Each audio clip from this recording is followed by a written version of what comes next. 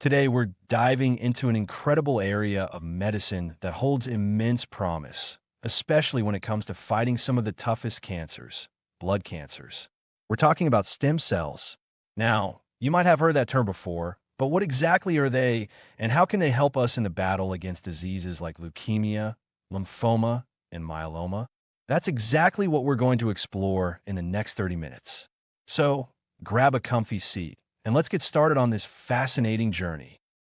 Think of your body as an incredibly complex machine, constantly working to keep you healthy. And just like any machine, it needs building blocks and repair crews. That's where stem cells come in. They're like the body's master cells. They have the unique ability to turn into many different types of cells, including all the different kinds of blood cells you need to stay alive and well. Red blood cells that carry oxygen, white blood cells that fight off infections, and platelets that help your blood clot. It's like they have a blank slate and can become whatever the body needs. Now, imagine something goes wrong in this amazing process, specifically in the bone marrow. That's the spongy tissue inside your bones where blood cells are made. Sometimes, the cells there start to grow out of control, becoming cancerous.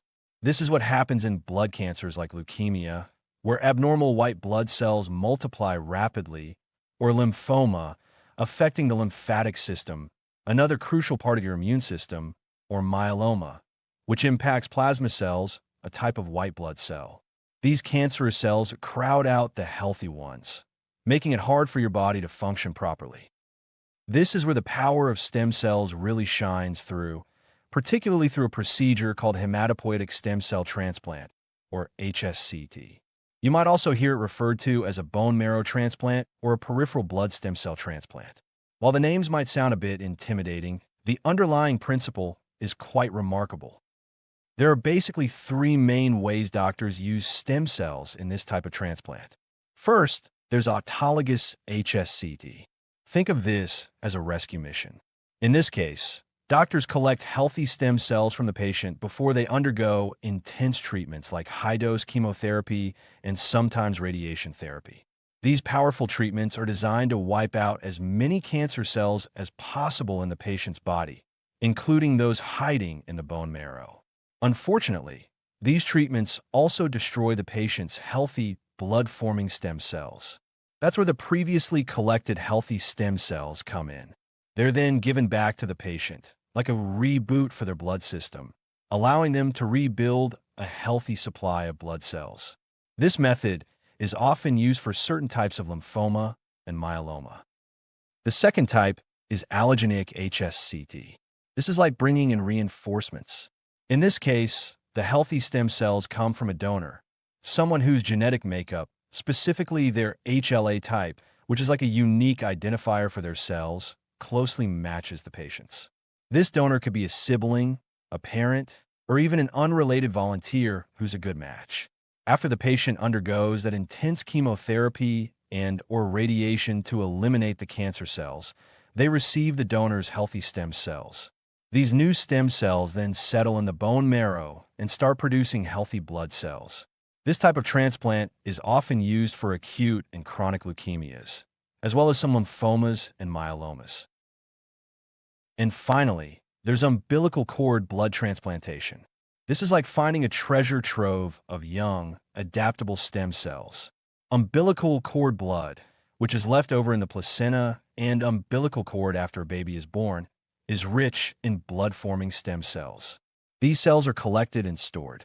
One of the advantages here is that the HLA matching doesn't need to be as perfect as in adult donor transplants, making it a valuable option when a fully matched adult donor isn't available. So, what makes these stem cell transplants so effective against blood cancer?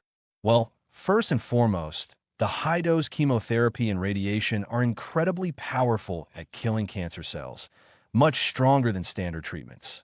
But without the stem cell transplant, the patient's bone marrow would be too damaged to recover. The transplanted stem cells provide that vital lifeline, repopulating the bone marrow with healthy cells and allowing the patient's blood system to function normally again.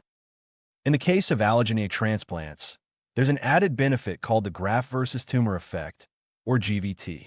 Think of it like the donor's immune cells recognizing the remaining cancer cells in the patient's body as foreign invaders and attacking them. This could be a powerful way to prevent the cancer from coming back. Now, while stem cell transplantation offers incredible hope, it's important to be aware that it's a complex procedure with potential risks and challenges. The high-dose treatments can have significant side effects, and in allogeneic transplants, there's a risk of graft rejection, where the patient's body might try to reject the donor cells, or graft versus host disease, or GVHD, where the donor's immune cells might attack the patient's healthy tissues. Doctors take many precautions to minimize these risks, but they are important considerations.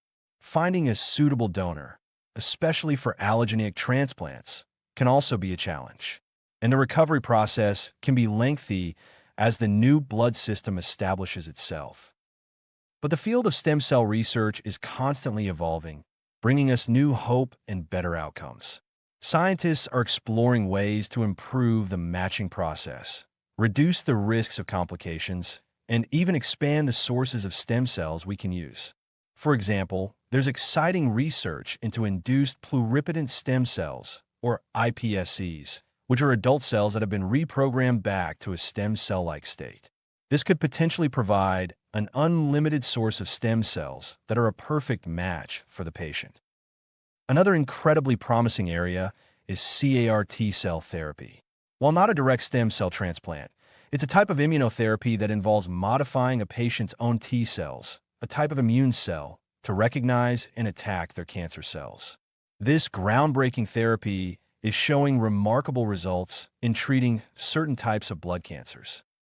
So what's the big takeaway here? Stem cells are truly remarkable cells with the power to regenerate our blood system and offer a potentially life-saving treatment for many individuals battling blood cancers. While it's a complex journey, the advancements in stem cell transplantation and related therapies are bringing more hope and better outcomes for patients. If you or someone you know is facing a blood cancer diagnosis, it's crucial to talk to your doctor about all available treatment options, including the possibility of a stem cell transplant. They can provide you with the most accurate and personalized information based on your specific situation. We hope this video has given you a better understanding of stem cells and their incredible potential in treating blood cancer. It's a testament to the power of science and the resilience of the human body. Thank you for tuning in to Tips for Healthy Living. If you found this information helpful, please give us a thumbs up and subscribe for more insightful videos on health and well-being. Don't forget to share this video with anyone who might benefit from learning about this topic. Until next time, stay healthy and take care.